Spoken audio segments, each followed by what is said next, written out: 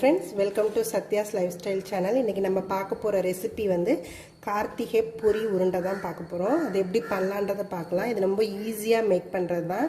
நம்ம கார்த்திகை அன்னைக்கு இந்த பொரியை எப்படி ஈஸியா ப்ரிப்பேர் பண்ணலாம்ன்றதை பத்தி இப்ப பார்க்கலாம். இதுக்கு என்னென்ன இன்கிரிடியன்ட்ஸ்லாம் போடலாம். இது நான் இந்த இன்கிரிடியன்ட்ஸ்லாம் சேர்க்கறேன். அது சேர்க்காம கூட நீங்க வெறும் பொரி உருண்டையும் பொட்டுக்கல்ல மட்டும் வச்சு கூட இதே மாதிரி பண்ணலாம். அதுவும் டேஸ்ட் நல்லா தான் இருக்கும். கார்த்திகை பொரி பண்ணுறதுக்கு நான் வந்து பொரி எடுத்துருக்கேன். நம்ம பொரி வந்து எவ்வளோ எடுக்கிறோமோ அதுக்கு ஈக்குவலாக வந்து நம்ம சர்க்கரை எடுத்துக்கலாம். ஏன்னா இதில் நம்ம நிறைய இன்க்ரீடியன்ட்ஸ் வந்து இன்னும் நம்ம ட்ரையாக இல்லை கொஞ்சம் கீ ஊற்றியோ ஃப்ரை பண்ணி சேர்க்க போகிறோம். ஸோ அதனால் எவ்வளோ பொரி எடுக்கிறோமோ அதுக்கு ஈக்குவலாக நம்ம வந்து வெல்லம் எடுத்துக்கலாம். நம்ம வந்து இப்போ ஒரு இன்க்ரீடியன்ஸாக இதில் ட்ரை ரோஸ்ட் பண்ணுறதை ட்ரை ரோஸ்ட் பண்ணிக்கலாம். பேன் நல்லா ஹீட் ஆகிடுச்சு. நான் வந்து கொஞ்சமாக எள் எடுத்துக்கேன். நான் வந்து இன்றைக்கி கருப்பு எள் எடுத்திருக்கேன். அது உங்களோட விஷ் தான். நீங்கள் வெள்ளை எள் வேணாலும் போட்டுக்கலாம், கருப்பு எள் வேணாலும் போட்டுக்கலாம். நம்ம எவ்வளோ எடுத்துருக்கோமோ நம்ம வந்து இப்போ ஒரு 1/4 கிலோ பொரி எடுத்துருக்கோம் அப்படின்னா ஒரு 3லேருந்து 4 ஸ்பூன் வரைக்கும் நம்ம எள் எடுத்துக்கலாம். இது நல்லா பொரியட்டும். இது எல்லாமே நம்மளோட விஷ் தான். எது நம்மளுக்கு நிறையா வேணுமோ அது நிறையா நம்ம போட்டுக்கலாம். எள் பொரிய ஆரம்பிச்சிருச்சு. நான் வந்து இதை நிறுத்திடுறேன். இந்த எள் வறுத்ததை வந்து இதில் ஆட் பண்ணிக்கலாம்.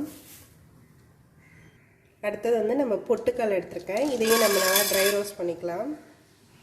இந்த பொட்டுக்கடலையும் நம்ம நல்லா கொஞ்சம் ப்ரௌன் ஆகிற அளவுக்கு வறுத்துக்கலாம்.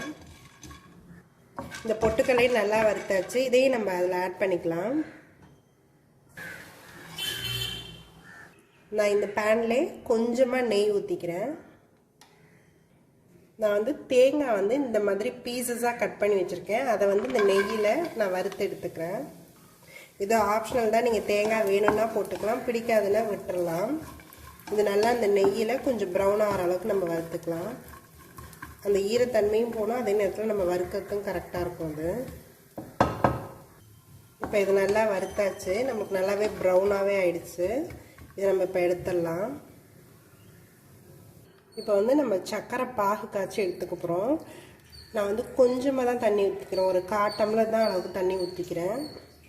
இப்போ இந்த சர்க்கரை பாகு நல்லா கரைஞ்சிடுச்சு. இதை வந்து நம்ம இப்போ வடிகட்டிக்கலாம். இப்போ நான் வடிகட்டி எடுத்ததை திரும்ப நல்லா கொதிக்க வச்சு எடுத்துக்கிறேன். இது வந்து நல்லா கொதிக்கணும். நல்லா இது வந்து பதம் தான் கரெக்டாக இருந்துச்சுன்னா தான் நம்மளுக்கு அந்த பொரி வந்து சவுத்து போகாமல் நல்ல மொறுமொறுன்னு இருக்கும், நல்லா டேஸ்ட்டாகவும் வரும். இது வந்து நல்லா கொதித்து நல்லா கெட்டியாக ஆகணும். இதை நம்ம ஒரு இதில் வந்து டெஸ்ட் பண்ணி பார்த்து தான் நம்ம இதை எடுக்க போகிறோம். இந்த தண்ணியில் வந்து அந்த பாகு எடுத்து போட்டோன்னா உருட்டை வரணும். இப்படி அடித்தோம்னா நல்லா சவுண்டு வரணும். அதுதான் இதோட பதம். இது நல்லா கொதிச்சுக்கிட்டே இருக்கட்டும். இந்த பாகு கொதிக்கிற மீன் டைமில் நம்ம இதெல்லாம் ரெடி பண்ணி வச்சிடலாம். இந்த வறுத்த தேங்காயை இதோட ஆட் பண்ணிக்கலாம். இதில் ஏலக்காய் பொடி வந்து நான் ஒரு ஸ்பூன் கிட்ட ஆட் பண்ணிக்கிறேன். சுக்கு பொடி 1 ஸ்பூன் ஆட் பண்ணிக்கிறேன். ட்ரை ஜிஞ்சர் பொடி தான் இதில் ஆட் பண்ணுறேன். இது வந்து நல்லா டேஸ்ட்டும் வரும், நல்ல ஒரு ஸ்மெல்லும் நல்லாயிருக்கும். இது நல்லா நம்ம மிக்ஸ் பண்ணிக்கலாம். எல்லா இடத்துலையும் எல்லா இன்க்ரீடியன்ஸும் இருக்கிற மாதிரி மிக்ஸ் பண்ணிக்கலாம். இது இப்போ தான் கொஞ்சம் கொஞ்சமாக திக்காக ஆரம்பிக்குது. இது நல்லா இன்னுமே நல்லா திக்காகணும். இப்போ இது நல்லா திக்காகிடுச்சு. இதை வந்து நம்ம இந்த தண்ணியில் அப்படி ஊற்றினா அப்படியே கரெக்டாக அது ரவுண்டாக இருந்துச்சுன்னா அது நம்மளுக்கு கரெக்டான பதம்னு அர்த்தம். இப்போ இந்த சர்க்கரை கரெக்டாக இருக்குது பதம். நம்ம இதை இப்போ வந்து அதில் மிக்ஸ் பண்ணிடலாம்.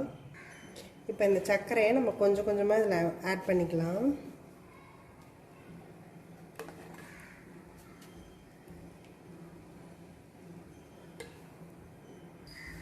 இது நல்லா நம்ம எல்லா இடத்துலையும் அடியில் எல்லாத்துலேயும் எடுத்து நல்லா மிக்ஸ் பண்ணிக்கணும். எல்லா இடத்துலையும் இந்த சர்க்கரை படுற மாதிரி மிக்ஸ் பண்ணணும்.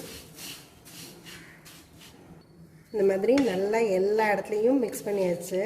நம்ம இந்த சூட்டோடு இருக்கும்போதே நம்ம இதை வந்து உருண்டையாக பிடிச்சிடலாம். நம்ம வந்து கையில் கொஞ்சமாக நெய் எடுத்துக்கிட்டு இதை நல்லா இந்த சூட்டோட இப்படியே பிடிச்சிடணும். இல்லைன்னா அது பிடிக்க முடியாது.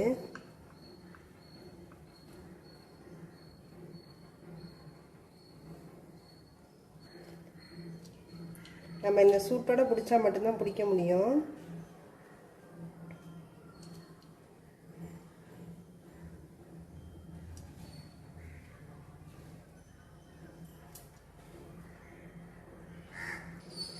இந்த மாதிரி நம்ம ரவுண்ட் ரவுண்டாக எல்லாத்தையும் பிடிச்சி வச்சுக்கலாம்.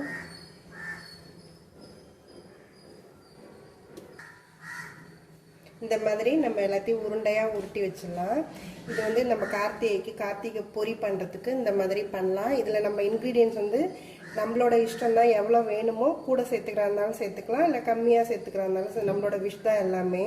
நான் வந்து தேங்காய் போட்டிருக்கேன், அது உங்களுக்கு பிடிச்சா நீங்கள் போட்டுக்கலாம், இல்லை பிடிக்கலன்னா விட்டுடலாம். இது ஏன்னா 5 டேஸ்லேருந்து 6 டேஸ் வரைக்கும் நல்லாவே இருக்கும்.